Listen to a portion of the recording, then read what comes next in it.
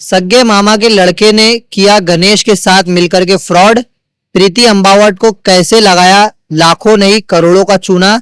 देखिए इनकी इंसाफ की लड़ाई। गणेश सीताराम पाठक ने एक ऐसा स्कीम बताया कि मानगांव में उसका एक प्रॉपर्टी है, उसका पावर ऑफ अटर्नी उसके नाम का है। तो उसमें ये बताया कि बड़े बड़े डूंगर है और वो उसमें माइंस खोदेगा और वो जो भी पत्थर वगैरह निकलेंगे वो प्रशासन को, गवर्नमेंट को देगा रेलवे प्रोजेक्ट में। और उसका जितना भी पैसा आएगा, तो जितना भी पैसा मेरे को लगाएगी उसका 4 गुना करके पैसा दूंगा। वैसे रजिस्टर्ड डॉक्यूमेंट्स बनाए मेरे से लीगली, प्लस मेरे को 20 से 25 टैक्स चेक दिए। मेरी घाटकोपर में एक दुकान है जिससे मेरा गुजारा होता है, तो उसके ऊपर 1,36,16,235 रुपए का मेरे से पूरा सेटअप करके लोन उठाया गया और उसमें 98 लाख का आरटीजीएस 28/12/2023 में वो लोन सैंक्शन हुआ और वो पैसा गणेश सीताराम पाठक के अकाउंट में गया। मेरे से ये एग्रीमेंट बनाया गया था, तू जो भी पैसा देगी, जितना भी पैसा देगी उसका 4 गुना पैसा मैं तेरे को करके दूंगा। वैसा रजिस्टर्ड एग्रीमेंट था जिसे कि 4,45,00,000 रुपया वो मुझे देगा। मुझे ऐसे लगा कि मेरी बच्ची का भविष्य बन जाएगा और मेरा मामा का लड़का है जो मेरा भाई है, जो मेरे साथ में बड़ा हुआ है,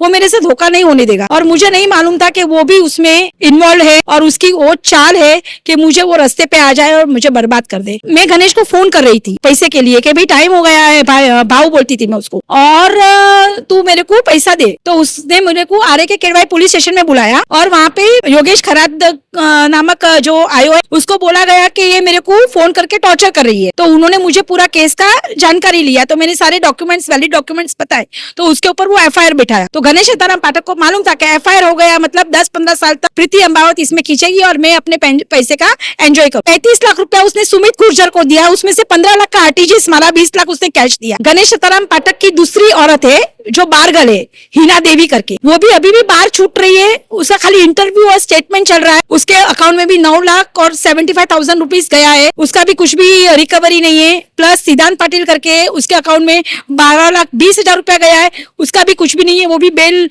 हाई कोर्ट में बेल उसको रिजेक्ट कर दिया था, लेकिन वो हाई कोर्ट में बेल अलाउ करके बैठ गया है। 3 साल हो गए सर ईएमआई में भर रही हूँ।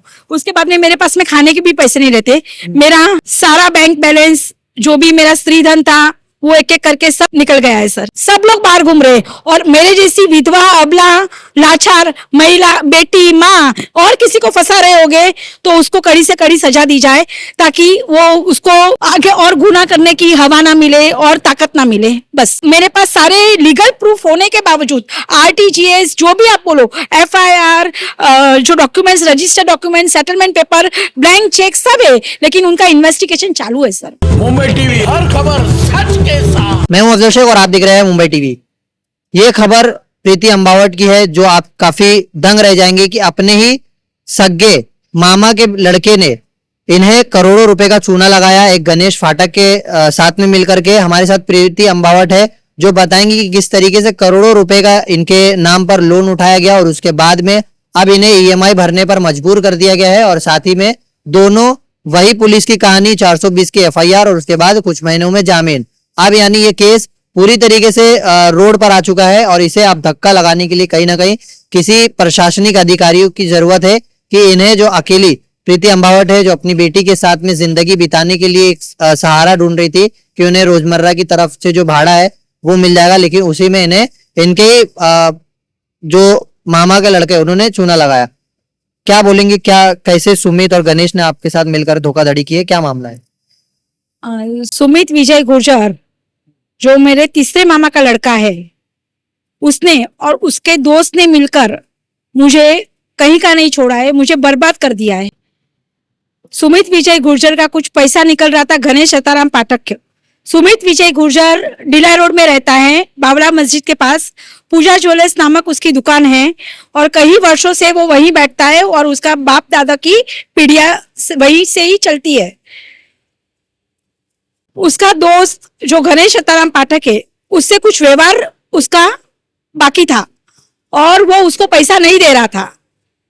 तो उसने एक प्लान बनाया कि प्रीति अम्बावत को, जो विधवा है, एक बच्ची के साथ रहती है, 2 सूखी रोटी खाती है और अपना घर चला रही है, और उसको बैक सपोर्ट में कोई नहीं है, ताकि अगर इसको फंसा ले तो एक किधर भी कुछ भी नहीं कर पाएगी। वो थोड़े अंधविश्वास में रह गए। अभी मैं आ गई हूँ। नहीं किया क्या, चलिए ठीक है, ये हुआ, फिर उसके बाद क्या हुआ? उसने मुझे, गणेश सीताराम पाठक ने एक ऐसा स्कीम बताया कि मानगांव में उसका एक प्रॉपर्टी है, उसका पावर ऑफ अटर्नी उसके नाम का है। तो उसमें ये बताया कि बड़े बड़े डूंगर है और वो उसमें माइंस खोदेगा और वो जो भी पत्थर वगैरह निकलेंगे वो प्रशासन को, गवर्नमेंट को देगा रेलवे प्रोजेक्ट में, और उसका जितना भी पैसा आएगा, तू जितना भी पैसा मेरे को लगाएगी उसका 4 गुना करके पैसा दूंगा। वैसे रजिस्टर्ड डॉक्यूमेंट्स बनाए मेरे से लीगली, प्लस मेरे को 20 से 25 चेक दिए, प्लस मैंने जो भी पैसा दिया है, जो पैसा मेरी घाटकोपर में एक दुकान है जिससे मेरा गुजारा होता है, तो उसके ऊपर 1,36,16,235 रुपए का मेरे से पूरा सेटअप करके लोन उठाया गया और उसमें 98 लाख का आरटीजीएस 28/12/2023 में वो लोन सैंक्शन हुआ और वो पैसा गणेश सीताराम पाठक के अकाउंट में गया। मेरे से ये एग्रीमेंट बनाया गया था, तू जो भी पैसा देगी, जितना भी पैसा देगी उसका 4 गुना पैसा मैं तेरे को करके दूंगा। वैसा रजिस्टर्ड एग्रीमेंट था जिसे कि 4,45,00,000 रुपया वो मुझे देगा। मुझे ऐसे लगा कि मेरी बच्ची का भविष्य बन जाएगा और मेरा मामा का लड़का है जो मेरा भाई है, जो मेरे साथ में बड़ा हुआ है, वो मेरे से धोखा नहीं होने देगा। और मुझे नहीं मालूम था कि वो भी उसमें इन्वॉल्व है और उसकी वो चाल है कि मुझे वो रास्ते पे आ जाए और मुझे बर्बाद कर दे। लोन सैंक्शन हुआ, फिर वो लोन का पैसा गणेश हो गया। गणेश को उसके बाद दोनों ने फिर कैसे आपसे कुछ बात किया कि इतना ले लो, या आपने कुछ विरोध किया कि पैसा आ गया तो मेरा पैसा कहाँ है? मेरा ये क्वेश्चन था, उसने बोला कि 3 महीने में तुझे पैसा प्रॉफिट के साथ में वापस से लौटा दूंगा। वैसे रजिस्टर्ड एग्रीमेंट में लिखा गया था।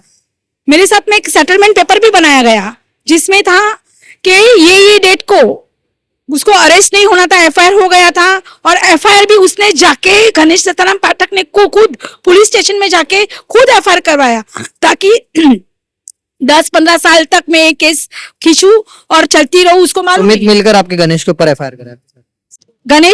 मैं गणेश को फोन कर रही थी पैसे के लिए कि भाई टाइम हो गया है, भाऊ बोलती थी मैं उसको, और तू मेरे को पैसा दे।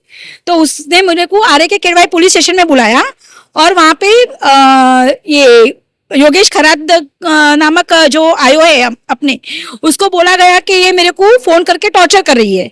तो उन्होंने मुझे पूरा केस का जानकारी लिया, तो मैंने सारे डॉक्यूमेंट्स, वैलिड डॉक्यूमेंट्स बताए, तो उसके ऊपर वो एफआईआर बिठाया। तो गणेश सीताराम पाठक को मालूम था कि एफआईआर हो गया मतलब 10-15 साल तक प्रीति अम्बावत इसमें खींचेगी और मैं अपने पैसे का एंजॉय करूंगा। कुछ मिला नहीं आपको उसमें से? 1 रुपया भी नहीं मिला है सर। 1 करोड़ रुपए पैसा गया कहाँ? 1 करोड़ रुपया, 35 लाख रुपया उसने सुमित गुर्जर को दिया, उसमें से 15 लाख का आरटीजीएस मारा, 20 लाख उसने कैश दिया है।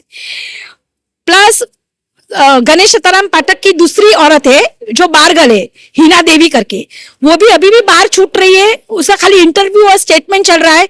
उसके अकाउंट में भी 9 लाख और 75,000 रुपीज गया है, उसका भी कुछ भी रिकवरी नहीं है। प्लस सिद्धांत पाटिल करके उसके अकाउंट में 12,20,000 रुपया गया है, उसका भी कुछ भी नहीं है। वो भी बेल, हाई कोर्ट में बेल उसको रिजेक्ट कर दिया था, लेकिन वो हाई कोर्ट में बेल अलाउ करके बैठ गया है। आरे के मार पुलिस ने इस मामले पर किया क्या? आरे बस वही स्टेटमेंट ले रहे, इंक्वायरी कर रहे, इन्वेस्टिगेशन चल रहा है। ये चल ही रहा है, इन्वेस्टिगेशन पूरा नहीं हो रहा, बस चल रहा है। बस 3 साल हो गए सर, इन्वेस्टिगेशन चल रहा है। तो आरे के मार्ग जब पुलिस स्टेशन आप गए थे, एफआईआर तो इजीली हो गई, उसके बाद में जेल भी गए, लेकिन रिकवरी का प्रोसेस कुछ भी नहीं चला? कुछ भी नहीं हुआ। मुझे एक उसकी बहन है, उसे कुछ 5 लाख का एक छोटा सा मंगलसूत्र और 2 मोबाइल वो मुझे दिए गए हैं दिखाने के लिए कि हम लोगों ने रिकवरी की है। बस खराज साहब काम कर रहे हैं, मैं मना नहीं कर रही हूँ, खराज साहब काम कर रहे हैं, लेकिन जो स्पीड में काम कर रहे हैं उसमें क्या होता है कि मेरी ईएमआई जा रही है हर महीने की। वो ईएमआई आप भर रहे हो? 3 साल हो गए सर ईएमआई में भर रही हूँ। उसके बाद में मेरे पास में खाने के भी पैसे नहीं रहते। मेरा सारा बैंक बैलेंस, जो भी मेरा स्त्रीधन था, वो एक एक करके सब निकल गया है सर। तो अभी फिलहाल मांग क्या कर रही है कि प्रशासन क्या आपको लगता है कि क्या हिसाब से कार्रवाई, क्योंकि एफआईआर भी हुआ, जेल में भी गए, तो उसके बाद अब मांग क्या अटक गई है? वहां पे ऐसा है कि अभी ये केस चला गया है कोर्ट में, तो जो आरोपी लोग है वो हो गए रिलैक्स, और कानून बोल रहा है कि कोर्ट से आगे हम लोग कुछ भी नहीं कर सकते। तो मेरी यही प्रशासन से, कानून से, पुलिस स्टेशन से, इसमें जो लोग हैं जिसके हाथ में पावर है वो मेरी मदद करे, इसमें से मुझे निकाले। और मेरे साथ में जो भी हुआ है सब ऑन पेपर है। मैं कुछ भी बात ऐसे नहीं कि हवा में कर रही हूँ, मैं जो हकीकत है वो मैं पेपर के साथ बता रही हूँ। तो उसमें कुछ भी इंटरफेयर करे और मुझे इसमें से निकाले। और आरोपी को अपनी सजा दे। और जो बाहर घूम रहे, जो आरोपी, सब लोग बाहर घूम रहे, और मेरे जैसी विधवा, अबला, लाचार महिला, बेटी, माँ और किसी को फंसा रहे होगे तो उसको कड़ी से कड़ी सजा दी जाए, ताकि वो उसको आगे और गुनाह करने की हवा ना मिले और ताकत ना मिले। बस ये तमाम चीजें जो हुई है, अभी इसको लेकर सुमित कहाँ है, गणेश कहाँ है, या आपके कुछ संपर्क में सेटलमेंट करने की कोशिश? एक सिंगल कॉल नहीं सर, सुमित भी अपने घर पे एंजॉय कर रहा है, उसको मालूम है कि ये अभी कानून में गई है। वो सबको पता है कि 10-15 साल अपना कानून उसको घिसेगा। हर रोज डेट पे डेट दी जाती है, टाइम दिया जाता है, एक एक चीज का इन्वेस्टिगेशन होता है। मेरे पास सारे लीगल प्रूफ होने के बावजूद, आरटीजीएस जो भी आप बोलो, एफआईआर, जो documents, registered document, settlement paper, blank cheque सब है, लेकिन उनका इन्वेस्टिगेशन चालू है सर। ठीक है, फिलहाल जिस तरीके से सुमित जो इनके मामा का लड़का था, उसने कैसे गणेश फाटक के साथ में मिलकर के एक धोखाधड़ी की, जिसमें करोड़ों रुपए का लोन लिया गया इनको दिखा करके कि एक बिजनेस होगा जिसमें आपकी आमदनी चलेगी, क्योंकि आपके आगे पीछे सहारा कोई नहीं है, तो वो सहारा बन करके हर महीने जो भी है सब बिजनेस के हिसाब से काम करेंगे। मगर अचानक ऐसे फ्रॉड हुआ, जिसको लेकर उन्होंने आरए के मार्ग पुलिस स्टेशन में एफआईआर दर्ज कराई। एफआईआर सिर्फ कानूनी तरीके से एफआईआर तो हुई, मगर इन्हें जो इंसाफ मिलना चाहिए था वो इंसाफ नहीं मिला।